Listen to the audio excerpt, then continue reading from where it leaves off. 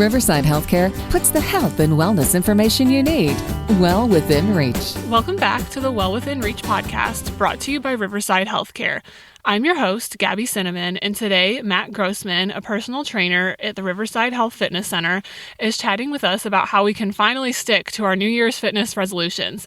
Thank you so much for coming on the podcast today, Matt. Can you tell us a little bit about yourself and why we should be taking advice from you?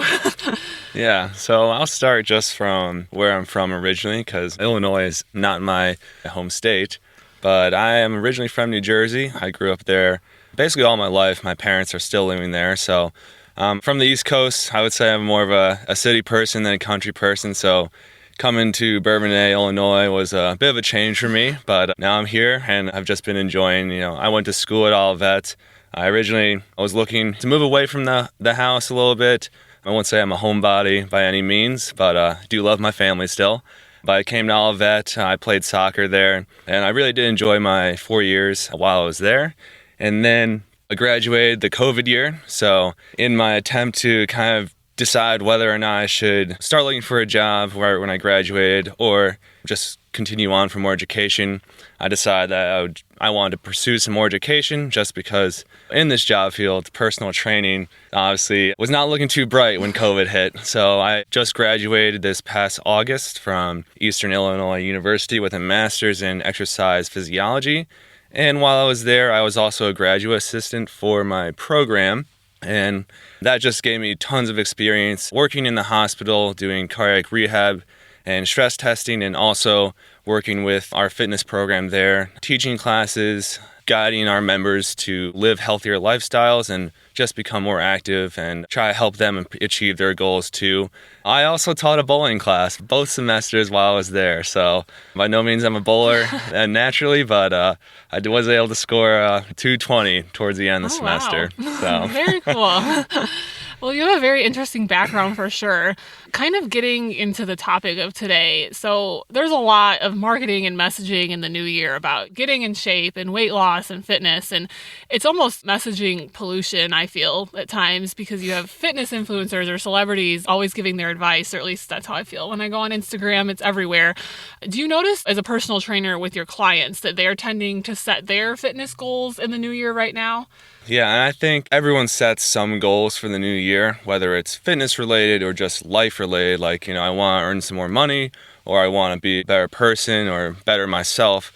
So I think there is a lot of goal setting that comes with the new year, which I think is a good thing to do. It's always good to reevaluate the past years, and just try to improve on anything we've done, or maybe take away some things that we've been doing that we think aren't really useful to us anymore. But I also want to touch on, just like I agree with you, that a lot of what we see on social media, I think a lot of the platform is going to benefit more than the actual user, just because we're not seeing all the hours it takes for fitness stars to put in behind the scenes to get that perfect shot. So I think at times the social media platforms can be a little deceiving. But with the members that I've talked with and just my own clients and working at the fitness center, I think people do set a lot of fitness-oriented goals, or even it might be some of the people who are listening of, like, I just want to live a healthier lifestyle. I want to increase my strength. I want to be able to walk up a flight of stairs maybe without being winded, or working on that cardio endurance. So I think there are a lot of good first thoughts in those goals that they said, but I think there's always ways that we can keep on improving and go from more of an objective goal to a more narrow and specific. For sure. And that kind of leads into my next question is if you could kind of talk about some of the mistakes that people make when setting fitness goals. I think I was reading an article and it talked about how 80% of people don't stick to their New Year's resolutions. And it wasn't specifically talking about fitness, but I think fitness kind of fell under that umbrella because that is a huge part of a lot of people's resolutions. As you talked about, leading a healthier lifestyle, getting in shape. But if you could kind of talk about some of those mistakes that people make that you notice where they might not be able to stick to that goal. Yeah, so this I think I will continue to touch on throughout the rest of the podcast. But the first thing I want to just touch on is I think there's a mistake in just being too broad with our fitness objectives. So like I was saying, saying I want to be stronger, saying I want to lose weight, those are all good goals to start with, but they're a little bit too broad. So an analogy I like to use is, let's say generals in the past let's say they were fighting an enemy and the general tells his troops, hey, the goal here is I just want you to defeat the enemy. And that's all he says. It's going to be pretty confusing, and there could be a lot of, what does that even mean? How are we going to do it? Are we using airstrikes? Are we doing a land invasion? Things like that. So there's a lot more than just that goes into just defeating the enemy, because it has to be planned, it has to be a very specific way. And I think it's very similar to our fitness goals in that if we say, I just want to be healthier, well, what does that really mean? Does it mean I want to decrease my blood pressure if I'm having high blood pressure? Does it mean I just want to be active every day for this amount of minutes? Does it mean I want to increase my steps per day? The goal is I want to be stronger or build strength. Do I want to squat more? What movement do I want to train and be stronger in? So there's a lot more, I think, than just a broad, I want to be this, because there has to be a specific goal. And to touch on it a little bit more, I think there's two ways that you can kind of narrow it down to a more specific goal. One is the objective goal. So that's the goal of I want to be stronger, I want to lose weight. So we start with that goal, but then we also have to have a plan of action. So the plan of action, it's not the fun one. It's not the one that everyone looks forward to every year, where they're like, yes, I can't wait to sit down and come up with an everyday list of what I want to achieve. And I think for someone who's just starting out in the gym, or maybe they've been off for a while, and they want to kind of get back into working out, exercise, we want to get as many wins as possible as quickly as we can.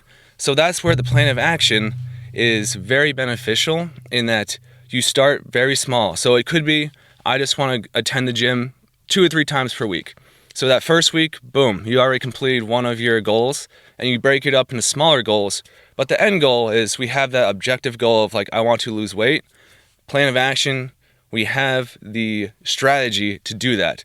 So it could be, I want to be in the gym 2-3 times per week.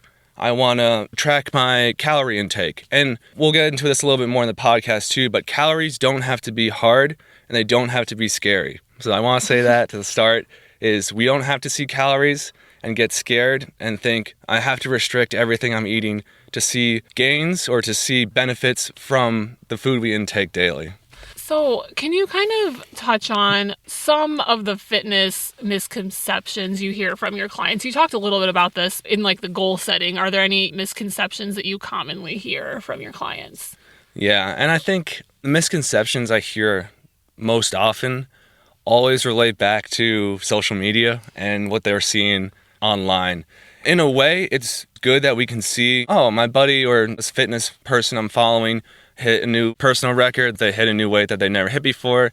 That's great, but it's also unfortunate because we live in a day and age where we can just really compare ourselves to other people. So if someone who's only been working out for a year, it can kind of be discouraging to see someone who's been working out for 5 years and then the things they've been achieving. So progress goes slow and steady. So I think a lot of those misconceptions come from seeing what others are doing and then looking at where we are and getting discouraged by the amount of progress that we will have liked to made and then we haven't made, or just seeing someone be like, man, I'm never going to get to that point. But everyone has a different capacity for how much they can achieve in the amount of time. Some people may just be at genetically a better position to lift more weight. So I'm never going to be an NFL linebacker. It's just never going to be possible for me. So I think the misconceptions there are just comparing ourselves to other people when we need to understand where we're coming from, and then the time frame in which we can achieve the goals we want for ourselves. So there's a time frame issue of fitness star, or you see these Hollywood actors, they're like, we lost 30 pounds of fat in 10 weeks and you can do it too. It's always you can do it too, yeah. Which you might be able to do it. It might be a really unhealthy way to do it, but it's not always you can do it too, because they devote their lives to getting in shape for that role. It's their job. It's their job. We always have to leave room for life. Life is never going to take a step away and give us a break. It's always going to be there, so we always have to have a little bit of room for life.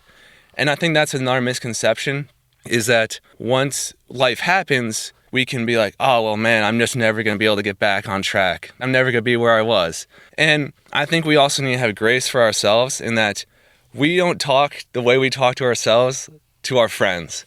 So we need to have the mentality of when life happens, when things do go wrong, we need to think, how would my friend talk to me in this situation? So we need to have that attitude, because we always are going to be our biggest Debbie Downer. But if we were to talk with our friends, they're always having a positive outlook for our life for the most part. Right. I mean, those are the kind of friends you want to have. I would hope that you're not hanging out with people who are bringing you down. Yeah. So we just got to think, what would my friend say? Or I won't even talk this way to like my enemy maybe. So those misconceptions of the time frame in which we can achieve our goals, the mentality of getting down when we think we mess up, meaning life will happen. Maybe we're off for a day, off for a couple of weeks, maybe in a couple of months.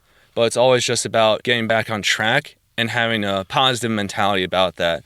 So I think those really are like the two big issues. But for the most part, it really just revolves around what we're seeing online and then the time frame that we can actually achieve that in.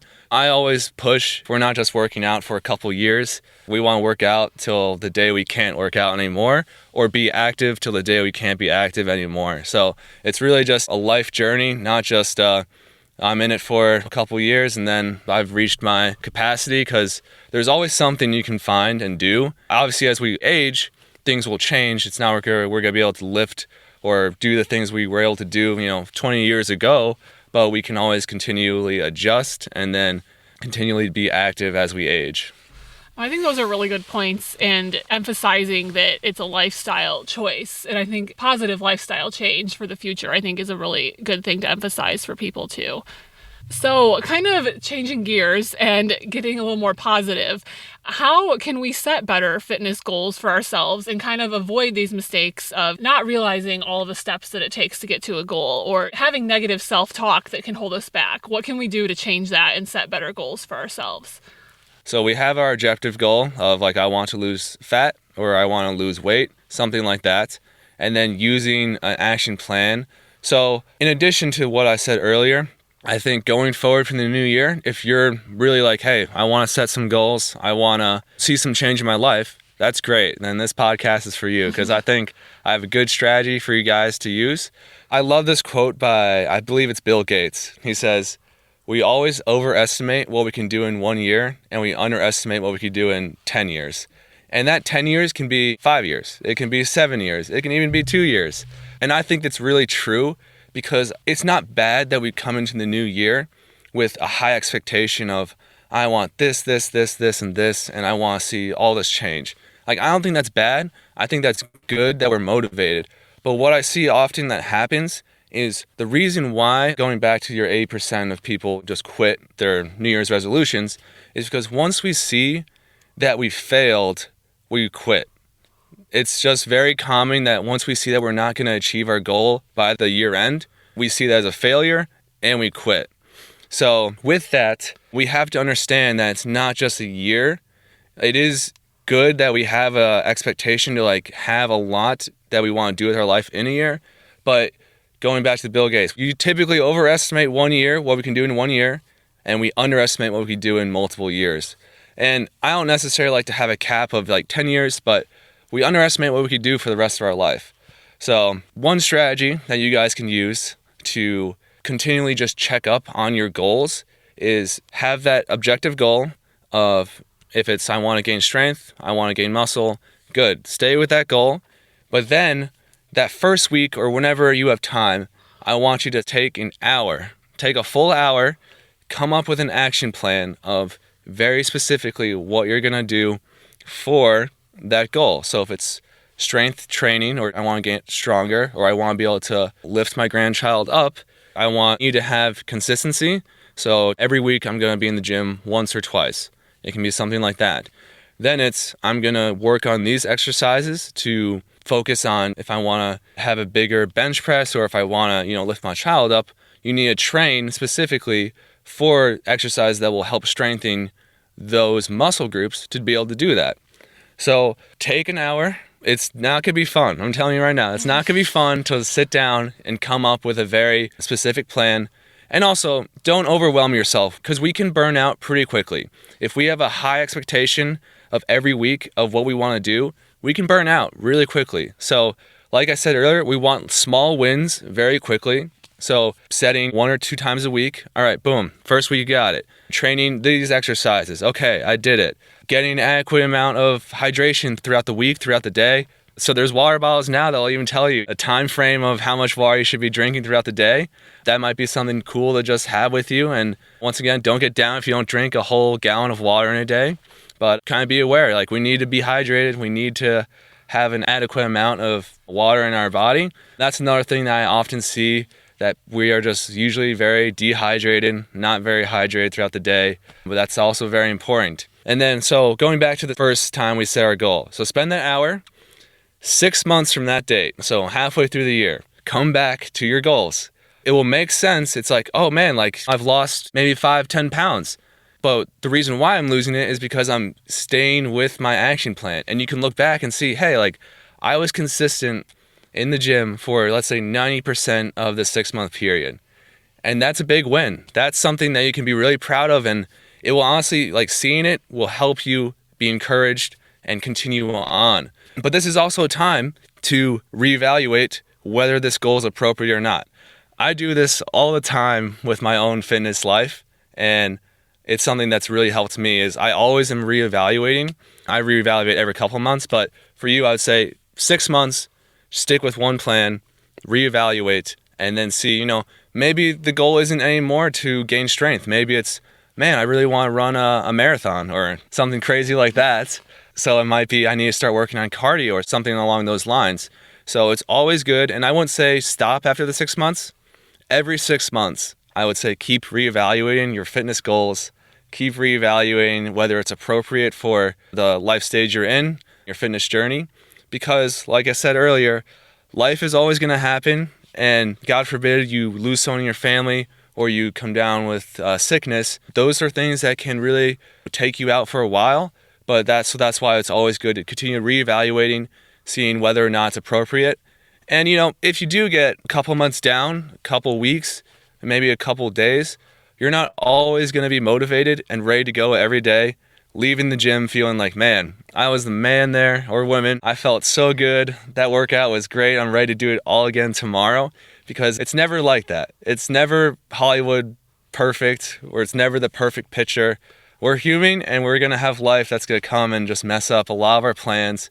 But getting back on top of things, getting back on track, that's always going to be our best friend there. And I think accountability is a great way also to go into the new year and be accountable to yourself through your checklist there. And then one thing in addition that I like is I know setting a lot of objective goals, so it could be 3, 4, 5, 10, however many you have. I think when it comes to the fitness life or just getting into an active lifestyle, set 1 or 2 goals. 1 or 2 goals is all you need, and focus on them. Each year, you can just adjust those goals, but don't overload yourself with a bunch of things at first. Choose 1 or 2 goals, and like I said, it's going to take an hour, all right? So I want you to take the full hour, think of 1 or 2 goals max. Maybe 3 if you're feeling really ambitious, but don't overload yourself. Don't put a full list on when you know you're going to be getting 2 hours of sleep a night, all right? Being smart in how we choose the goals we want and then not overloading ourselves, I think will also just help us keep our head on the shoulders, not really overloading that schedule. For sure, because, if your head isn't in the right place or you're not focused, then how can you stick to the goals that you've set? Yeah. Kind of going back to, you said setting these goals and creating a plan for yourself. Maybe you're just feeling very overwhelmed doing that alone. Can you touch on how personal training or getting a personal trainer can help you with setting those goals and maybe the difference that can make for someone? Yeah. With personal training, I think there is a psychological aspect to it. So there's this term called exercise adherence. Exercise adherence is how well we adjust to doing exercise, or let's say we're going through physical therapy. It's how well we're able to come in, be consistent, do our exercises, whether we're liking it or we're not liking it. And then with exercise adherence, there's another term called self-efficacy, which is how well we think we're doing it. So someone who's very strong in, let's say they're a pro bowler, they're going to have a very strong self-efficacy because they're confident in their skills. They've been doing it for years, and they're going to have a really strong ego, per se. So I think building self-efficacy is important for our exercise adherence in staying with our New Year's resolution, or even just staying with our active lifestyle for a couple years and then for the rest of our life. Now, everyone doesn't start with self-efficacy in one area. Self-efficacy is built. It's not something that just comes naturally. Similar to, like, we're not all good at, let's say, playing a sport, playing a musical instrument. I mean, there are people who are just naturally talented. I will give them that. But for the average person, those are things that we have to build up to. Those are things we have to practice. We have to put in hours. Whether we've liked it or not, it's not always going to be fun. But that's how we build our self-efficacy, is getting confident in what we do. So personal training at Riverside, I think, is a great step in building our personal confidence, because you not only have just another way to build exercise adherence, you have to come in for those sessions. Canceling on someone or skipping out, it's like, we'll always feel bad because we're canceling on someone. So that's your trainer. And, and we at Riverside, we love you guys. So we get sad when we get canceled on or things like that. So that's just building a routine. And routines are also so important for exercise adherence, because when we start getting into routines, it just starts coming so natural. So I'm sure everyone who's been at a gym before or who is working out, there's some routine you guys go through when you get to the gym. It could be you walk in, you greet the front desk, you scan your card, head down to the locker, put your stuff in the locker rooms, then walk out. Maybe it's warm up on the treadmill. So everything we do in life, we do it in a routine. Whether we're consciously seeing it or subconsciously, we're doing a routine, whether we think it or not. And routines are so important for building the exercise adherence. So going back to personal training at Riverside, the reason why it helps build it is because we help you build a routine. And it's really up to you, how many times you want to come into the gym. We're just there to be a guidance of accountability. And then we're also there to build your self-efficacy or self-confidence, because you can come in knowing nothing, not even like what the machines are called or even what body part they're supposed to be working. But you can tell us your goal, and we're doing the hard work for you. We're thinking through every scenario, and then we're also there to build your confidence, because we want you guys to be able to come in the gym by yourself and be able to do a full workout knowing full well that you're not going to get injured, that you're not going to feel awkward because you don't know how to use a machine, and that you're doing a workout that's beneficial and it's not just going to be a waste of time for you.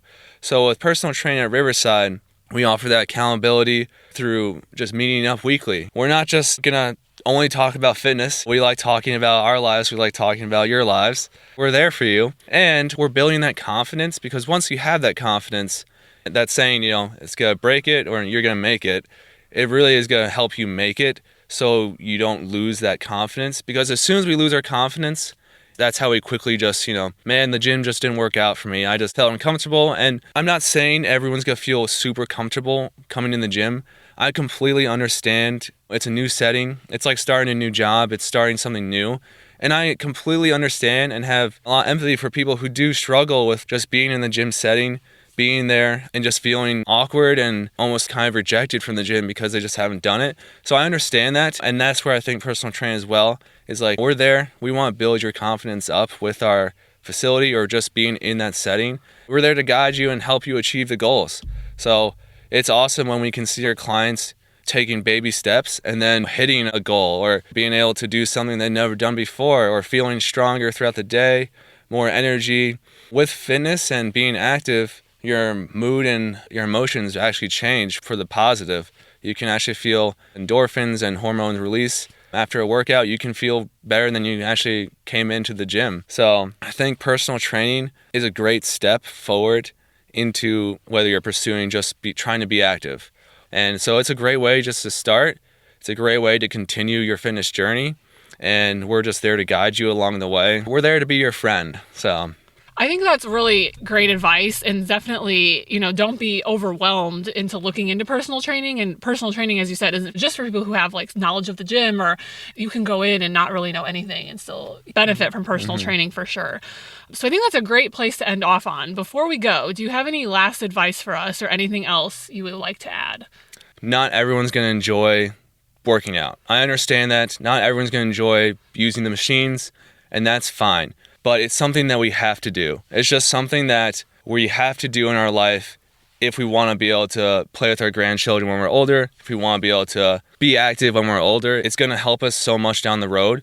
So if there are days that you're not feeling like, oh man, I just don't want to go in and work out in the gym, my advice, just try to find something where you're being active. That could be just take a walk through the park, go rollerblading, or do something that you enjoy, because that's also a huge part of building exercise adherence. Is a lot of it may be unenjoyable, and that's just a tough side of being active. But there's also the side of you can do things that you enjoy where you're being active.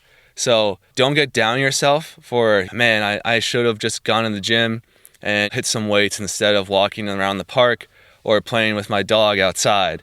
But don't get down on yourself because you chose to be active that day instead of maybe just going home and sitting on the couch all day.